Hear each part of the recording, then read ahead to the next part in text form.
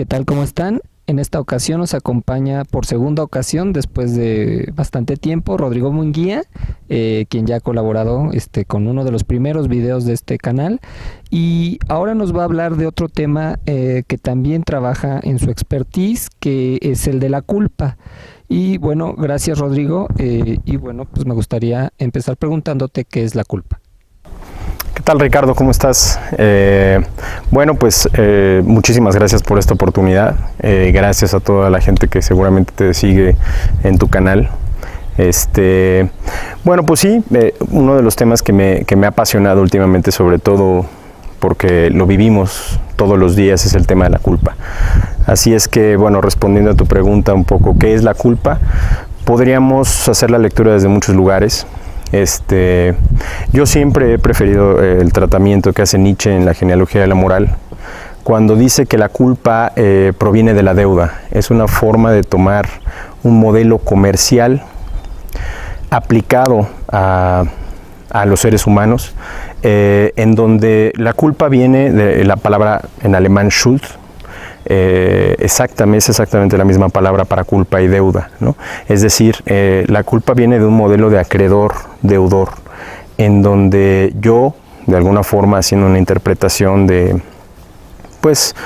cómo las generaciones se van trascendiendo unas a otras, yo de inicio ya soy en alguna medida deudor de ciertas cosas que no me fueron dadas, más bien que me fueron dadas por otros y que no me di a mí mismo, ¿no? Una de ellas podríamos citar, Nietzsche no habla tanto de esta, es el lenguaje, pero por supuesto la vida misma es algo que no nos dimos a nosotros mismos, ¿no? Entonces desde ahí podríamos trazar la línea de la culpa. ¿Qué fue o cómo lo va explicando Nietzsche? ¿Qué es lo que va pasando con esto? Bueno, pues yo evidentemente soy deudor de todo aquel al que de alguna forma me prestó algo, me dio algo que no le he podido pagar, ¿no?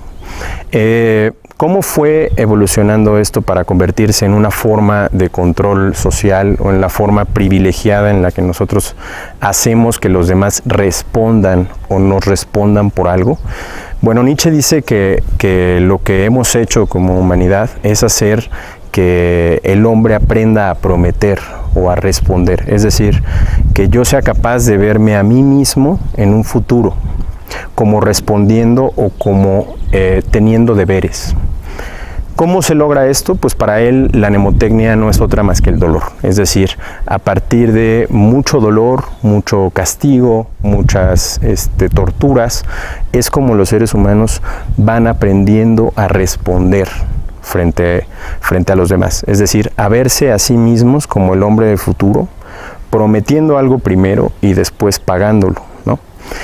En este sentido, justo es en el que él habla de una evolución del cristianismo con respecto al judaísmo en términos de culpa, una evolución un tanto cuanto perversa, ¿no? Él cree que en el judaísmo lo que pasaba es que el hombre era capaz de culpar a alguien más en el ojo por ojo, castigar a alguien más por lo que se había hecho. Dice Nietzsche que en el cristianismo la culpa queda blindada y atrapada en uno mismo, debido a que Jesucristo murió por los hombres, es decir, ofrendó lo más alto que podía ofrendar a alguien por pagar la culpa de los demás, ¿no?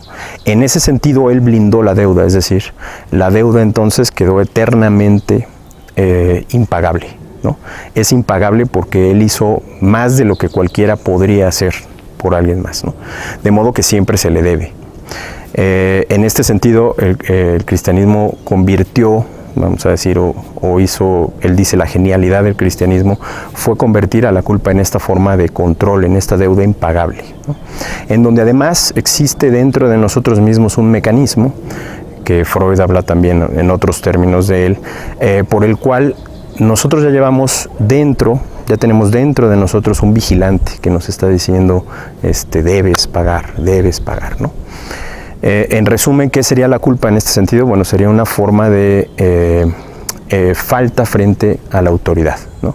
Una forma de faltarle a la autoridad, de tener parte de una relación asimétrica en donde, como dice Nietzsche, existe un acreedor y alguien que debe, y la culpa se da cuando ya tenemos esta sensación, esta noción de que debemos, ¿no?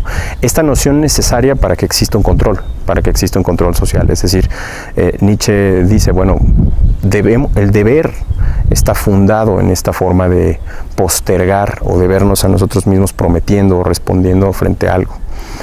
Yo diría que la culpa en ese sentido se distingue de la responsabilidad, ¿no? La responsabilidad solamente es un responder frente a, ¿no? Pero no es un sentirme deudor, no es este sentimiento de culpa, ¿no? Por otro lado, tenemos varias formas, o hemos ensayado como humanidad varias formas de control. Una muy básica era el miedo en donde alguien se me opone, me atemoriza, me amedrenta, y yo respondo a él justo porque si no tengo consecuencias, ¿no? Porque hay una amenaza detrás de esto. Esta forma es arcaica y por supuesto es mucho menos eficiente, porque en la medida en que el otro utiliza su fuerza para castigarme, disminuye su autoridad frente a mí y disminuye su poder frente a mí. Eso hace que se ponga como un enemigo a mi alcance, ¿no? Heidegger lo pone en otros términos y dice que frente al miedo nosotros siempre tenemos algo que se nos enfrenta, cosa que no pasa frente a la angustia y que menos pasa frente a la culpa, ¿no? La culpa, el enemigo, vamos a decir, el deudor, el acreedor puede ser invisible.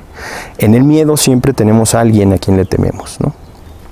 En ese sentido es mucho más probable que le tomemos la medida, repito, porque en el momento en que utiliza la fuerza, lo mido, disminuye su autoridad frente a mí y disminuye también su poder, y entonces es más fácil que me subleve.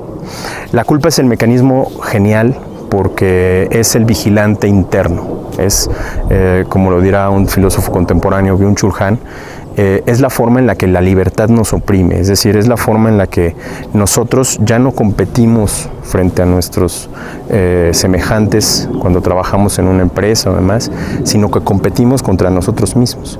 Y en el momento que le faltamos a el padre empresa, el padre institución educativa, el padre de familia, el padre, etcétera, en ese momento nosotros mismos nos sentimos mal, ¿no?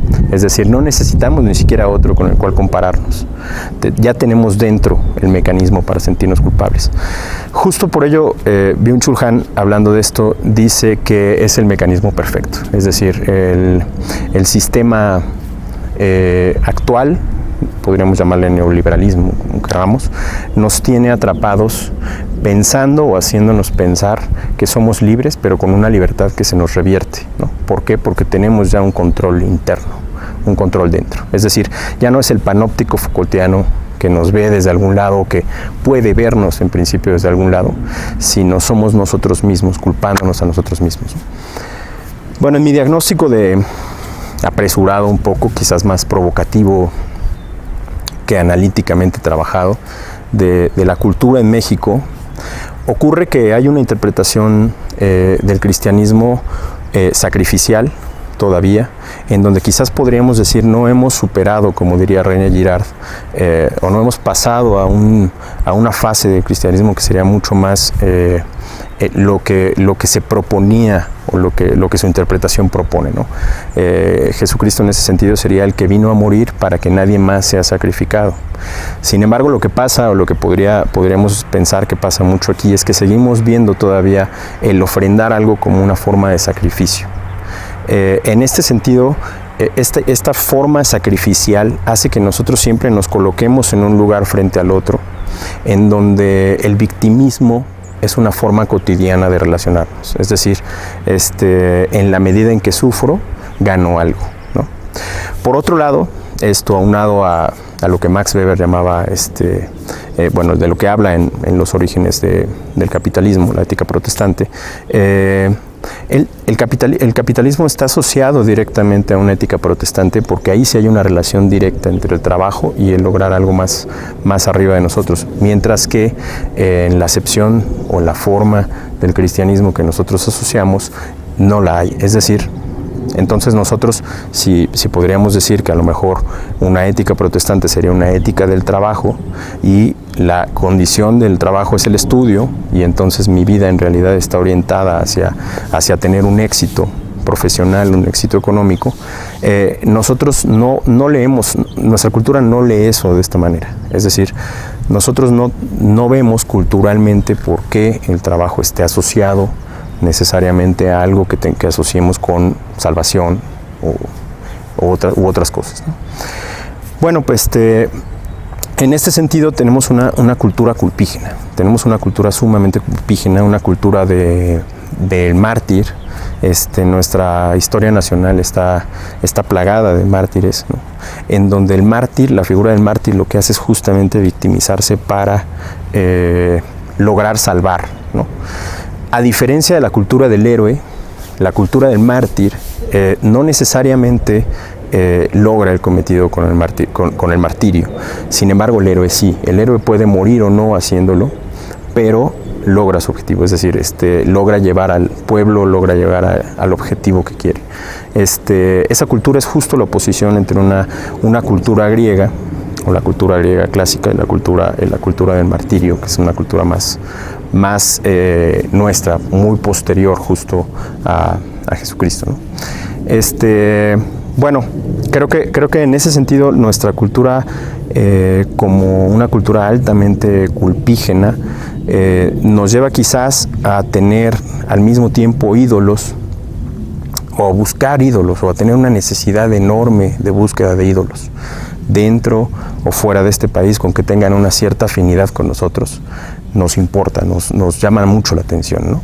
Vivimos en una ausencia de liderazgos, en una ausencia de carismas, en una ausencia de modelos, como diría Girard, ¿no? De modelos de deseo, de en quién como país, en quién como cultura, en quién como sociedad nos vamos a modelar para poder decir esto es lo que queremos seguir, ¿no? En ese sentido, lo que dice Girard es que en realidad los seres humanos, como animales que tenemos una gran carencia de instinto, lo que buscamos es modelar nuestro deseo. Esto es lo que él llama su teoría mimética. Entonces buscamos modelos de deseo para relacionarnos con objetos, porque no tenemos relaciones directas con ellos por medio del instinto. De este modo, lo que trataríamos de hacer entonces, o lo que hacemos como especie, sobre todo como infantes en la especie, es buscar modelos a partir de los cuales nosotros lleguemos a ciertos objetos. Por decirlo así, yo siempre pongo este ejemplo: las taquerías más llenas siempre son a las que más gente va, valga la redundancia, es decir, es un loop de retroalimentación, porque sabemos, nos modelamos en los demás, y sabemos, como no tenemos una relación directa con qué objetos nos van a hacer daño para comer y cuáles no, sabemos que en las taquerías más llenas la gente no se está muriendo, ¿no? Van por algo. Y así modelamos todo. La publicidad contemporánea utiliza este modelo justamente para decir, bueno, ¿quiénes vamos a tomar como modelos de deseo? A los personajes exitosos, ¿no? Cristiano Ronaldo, entonces, por ejemplo, es alguien que me relaciona con un objeto, con un tipo de zapato, con una camiseta, etcétera. De modo que toda nuestro sistema parece estar hecho para generar pocos modelos, y que esos pocos modelos nos ayuden a relacionarnos con los objetos, ¿no? Esa es la forma en la que funciona la publicidad. Y por supuesto todo esto pende, como también el análisis nietzscheano dice, de una cultura en donde tenemos siempre una cultura muy paternalista, es decir, siempre tenemos estructuras o reproducimos estas estructuras verticales donde nos relacionamos modelándonos o sintiéndonos culpables o teniendo que rendir frente a algunos acreedores, ¿no? En donde el problema no es tanto qué es lo que esté por encima, si se le llama Dios, o llámesele ciencia, o llámesele un valor humano, el que sea, sino el problema es que existe este lugar. Es decir, el problema es que siempre vivamos poniendo algo por encima, ¿no? La reproducción de estas estructuras paternalistas las vemos pues primero en la familia, ¿no? De ahí podríamos decir que la escuela también funciona igual, ¿no? Premios, castigos, etcétera. Y podríamos hablar también que las empresas, por supuesto las universidades y las escuelas funcionan exactamente de esta misma forma.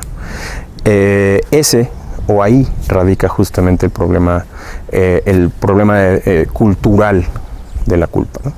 En seguir haciendo sentir a los demás en falta constante por algo a lo que no llegan. Y repito, como diría Byung-Chul Han hoy por hoy, quizás a que nosotros mismos ya tengamos internalizado esta estructura autoritaria por la cual ya no necesitemos de nadie que nos diga qué hacer, ¿no? Sino que culturalmente ha funcionado muy bien, como Nietzsche dice, el deber, y hoy somos quizás los enemigos de nosotros mismos. Y cuando no logramos nuestros objetivos en una institución, en lugar de decir la institución es lo que está mal, no, soy yo mismo el que está mal, ¿no? ¿Se puede vivir sin culpa? Qué interesante pregunta. Girard diría que puede ser, que es más bien el fundamento de la moral, ¿no? Es decir, es la forma en la que nosotros ordenamos o nos ordenamos frente a los demás. ¿Por qué? Porque es un sentimiento y al final de cuentas la moral también tiene la intención de reprimir el deseo, ¿no? En la culpa ya hay algo que reprime y algo reprimido. ¿Se puede vivir sin culpa? Creo que mi diagnóstico, por lo menos lo que observo y lo que puedo ver en la sociedad actual, es que no. Es que en realidad es como el sello de la moral que tenemos y que vivimos hoy por hoy. Cuando una persona no reproduce ciertos sentimientos morales, llámese empatía o llámese culpa, pues de hecho se considera un agente peligroso para nuestra sociedad, ¿no? Entonces, yo te diría actualmente, bajo el esquema que tenemos, continuando o reproduciendo todavía el esquema que parte de la relación comercial traducido a nuestra moral, del que Nietzsche habla, yo creo que no es posible. Ok. Tiene un lado positivo la culpa entonces, ¿no? Desde luego. ¿Podrías señalar estas ventajas y estas desventajas que genera la culpa? Sí, creo que al final de cuentas es una forma de control que funciona, ¿no? Es una forma por la cual hacemos que los individuos reproduzcan los valores morales que tenemos. Quizás alguien diría, bueno, pues no es la forma más racional, pero funciona. Es decir, sí tenemos un arreglo moral, sí tenemos una normatividad moral que creo que difícilmente podría prescindir de la culpa hoy por hoy para hacer o para funcionar, ¿no? Podríamos hablar de culturas alternativas, por ejemplo, la cultura de la vergüenza, ¿no? Frente a la cultura de la culpa. La cultura de la vergüenza quizás sería una cultura en donde la forma de castigo o de coerción y la forma sobre todo de purgar las cosas es frente a los otros, es decir, es frente al rostro del otro. La vergüenza es un sentimiento mucho más social en ese sentido, mucho más social en el sentido en el cual cuando yo cometo una falta soy exhibido frente a los otros, de modo que lo que siento es vergüenza frente a ellos, ¿no? Y la forma en la que yo puedo purgar o ser perdonado por esta sociedad es disculpándome, ¿no? Frente a ellos, frente al otro. Mientras que la cultura de la culpa es una cultura en donde todo está o parece ser mucho más internalizado, en donde yo mismo soy el que se autoimpone el castigo. Es más, al momento de cometer la falta muchas veces busco ser castigado por la culpa que siento, ¿no? Creo que la cultura de la vergüenza, por supuesto, aislar esto es casi una forma nada más de aislarlo para el análisis, está mezclado. En una comunidad en la que se da sobre todo la vergüenza, suelen ser comunidades mucho más pequeñas. Es decir, es difícil pensar en un arreglo, en una sociedad tan grande, en donde tengamos siempre que estar dando la cara al otro, porque además supone que nos conocemos entre nosotros, supone que todos saben quién soy yo, quién es mi familia, de dónde vengo, cuál es mi estirpe, etcétera, ¿no? Son estas comunidades en donde a lo mejor también funcionan cosas todavía como el honor o la palabra. En la cultura de la culpa se puede, vamos a decir, perversamente controlar a distancia. Sí, controlar a distancia porque tenemos el chip ya dentro. Entonces ya no hay más que oprimir botones, ¿no? Para poder controlar o ejercer control. Pues muchísimas gracias. Pues muchas gracias a ti, Ricardo, por la oportunidad y gracias a ustedes. Hasta luego.